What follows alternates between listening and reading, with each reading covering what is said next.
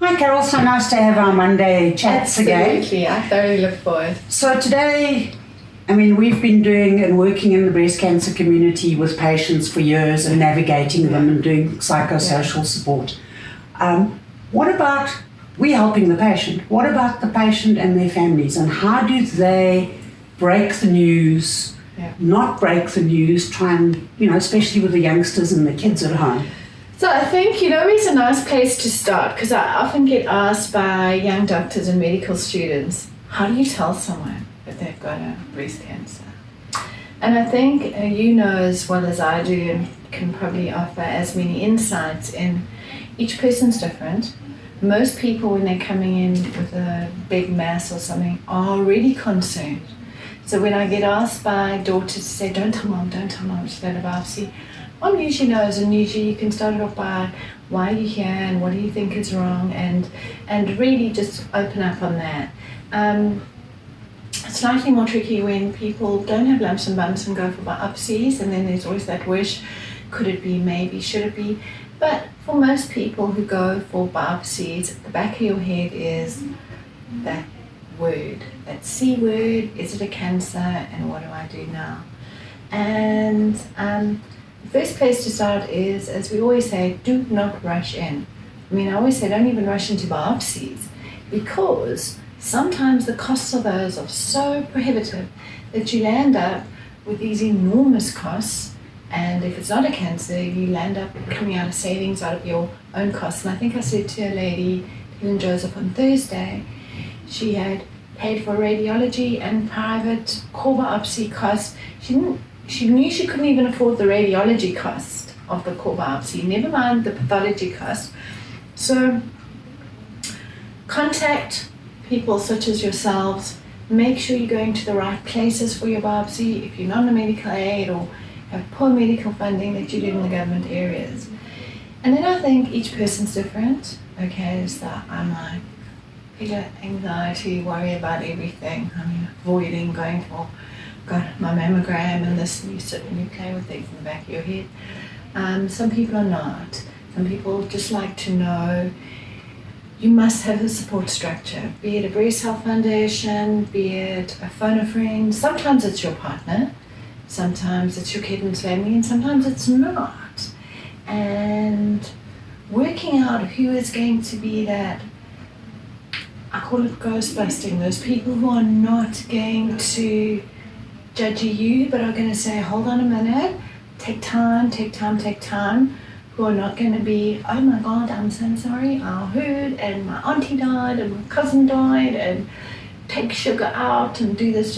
You want sense. You want someone who says, breathe, digest, let me do some research, maybe these are the following people you can see, counsellors you can chat to, doctors you can go for another opinion. There was a lady in the rooms this morning who I treated, the sister, her family had flown her, I wouldn't even know from where, and she was booked for an emergency mastectomy. She hasn't even had a core biopsy. Wow. You want to know what it is, and more than it's a cancer, you want to understand how it behaves before you rush into treatment. I think having a buddy who's logical and rational and calm and can just bring you back to the, bring you into the circle again, so that you can look at it and not fear, panic, what do I do now, etc. And I think, just from my experience dealing with the patients, not many people have that in their families, because everybody is in shock. You've just been diagnosed with a cancer.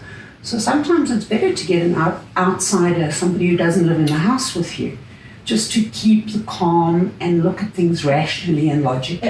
It can be. Well, I think when you're ever faced with huge stressors, the thing is not to rush in. And by doing that, you have opportunity to, maybe your partner can do a bit of research, you can work out what you're doing, because you don't want it to be like bungee jumping or whitewater rafting, that you've dived into the treatment at speed and not analysed all the potential options of everything. And it's difficult. So we all have different relationships with our partners, and some of us have close friend groups and some of us don't.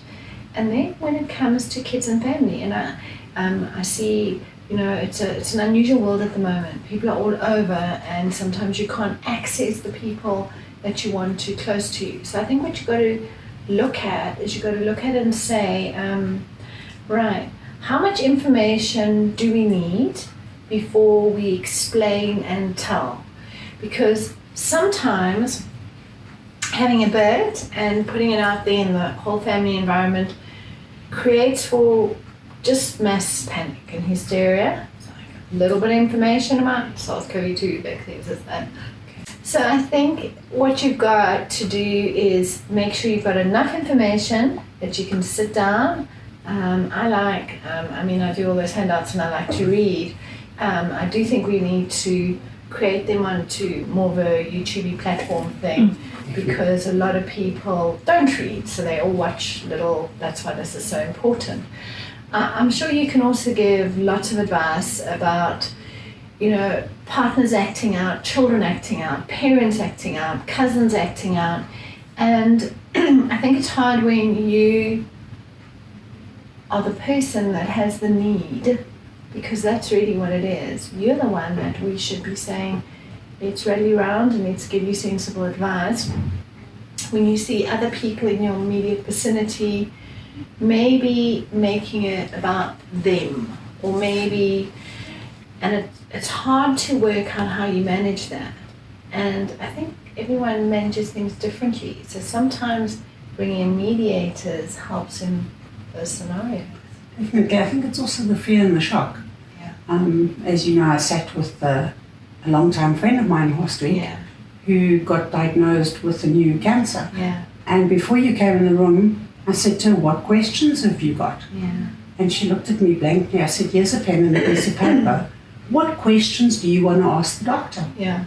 And I think that's vitally important sometimes, especially with the kids and the partners, is to say the same to them. Yeah. What questions do you have? When we go back to see the medical professional, oncologist, doctor, ask those questions, because it just helps to get a better understanding sometimes of what's happening. Because as a patient, you are in stress, trauma, shock, that you don't actually do these things. Absolutely. And I think that sometimes the questions can't necessarily be answered at one sitting. But having that write down, so that handout WhatsApp doc is exactly about that. Ask, don't be scared to ask questions. And when you get doctors, I had another lady in last week, before she knew she'd had her surgery and she's feeling cross about it. But, she did sign the consent and did go in. And so take a step back and get that piece of paper. All these clever youngsters, they put it on their phone, question list or something, there we go. And make sure you have your questions and make sure you have some sensible approach to some form of answer. I, as you well know, don't like this vertical medicine concept where the doctor turns around and says, I'm a doctor, you do ABC. So I'm always wary of that. And I always say to people, you can go back to that.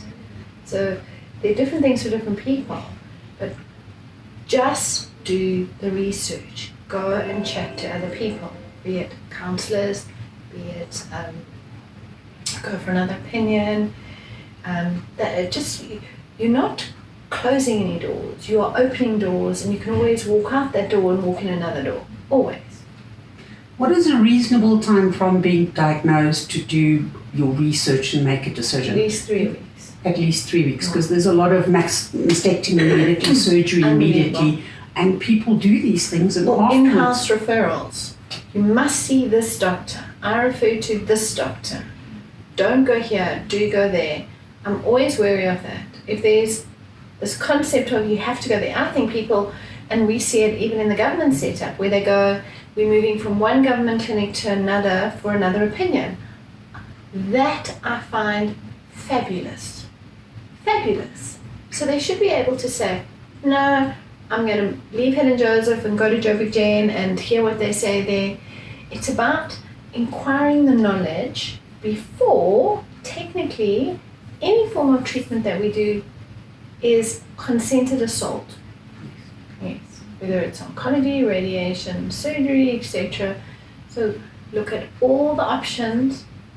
And then also you've got to be careful. So you have to have a bit of savvy. That's why I like there to be counsellors like yourselves who have been through systems, because then you get the, oh, well, if you go for this, which is completely a tincture of this and a pinch of that, etc., people must be able to give you their data, their outcomes.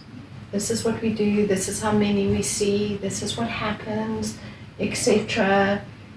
I think that's important, because otherwise, if anyone promises you, like I got one of those emails, shut it down immediately. It's just before this, and we promise you that if you invest in this in the next week, you'll solve this problem and solve that tax problem and this and that. That's rubbish.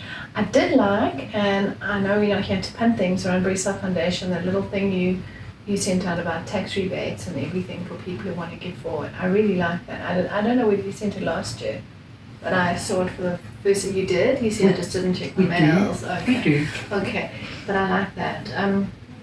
Yeah, so I think if it looks too good to be true, it usually is. Hey? That's so true. That's so true. I know. Carol, thanks. Excellent. Hopefully our newly diagnosed patients will have a little bit more insight. Good.